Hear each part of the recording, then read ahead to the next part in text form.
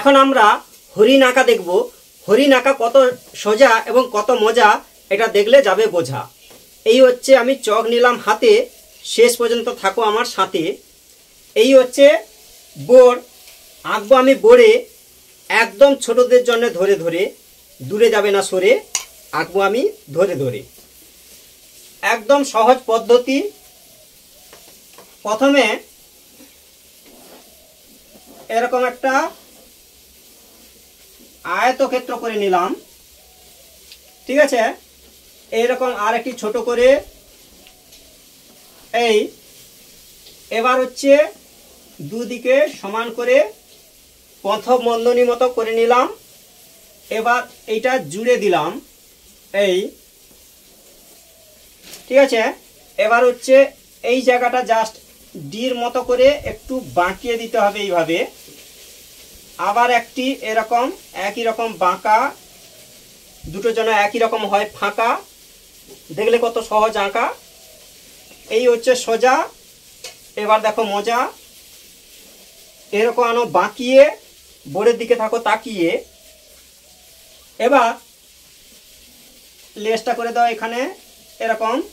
এবার এইগুলোকে ডবল করে দিতে হবে রেখা, এইরকম শিং এরকম ডবল।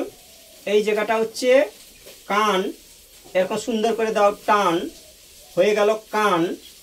এবার হচ্ছে এই হচ্ছে মুখমণ্ডল, সুন্দর করে করো মুখমণ্ডল, না যেন হয় গন্ডগোল। এবার হচ্ছে এরকম বাঁকা, বাঁকাকে বলবো তাকা, দেখো কত সহজে হয়ে যাচ্ছে আঁকা। এবার হচ্ছে এই জায়গাটা পা করে দাও, এই পা, এটাও ডবল করে দাও, এই ঠিক আছে। এবার হচ্ছে এই রেখাটাকেও ডবল করে দাও, এরকম এরকম পা করে দাও। এখানে পা।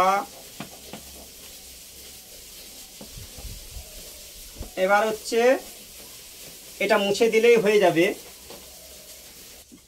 এবার এই যে রেখাগুলো আছে এইগুলো মুছে দাও, ঠিক আছে।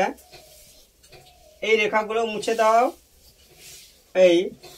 এই রেখাটাও মুছে দাও, ঠিক আছে। এবারে এই জায়গাটা হচ্ছে ডবল রেখা করে দাও, দিয়ে একটু গোল গোল করে করে দাও, দেখো ছোট ছোট গোল গোল, দেখো এই এই হচ্ছে হরিণ হয়ে যাচ্ছে। এবার এখানে ঘাস দিয়ে দাও, সুন্দর করে করে দাও ঘাস, এই আচ্ছা। তাহলে আমরা হচ্ছে হরিণ আঁকা দেখলাম, কত সোজা এবং কত মজা, তাই তো। এই খুব সহজে হয়ে গেল হরিণ।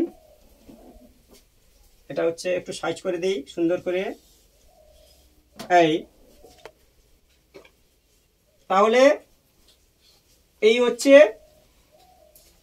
আয়তক্ষেত্র দিয়ে খুব সহজেই হরিণ আঁকা হলো, ঠিক আছে।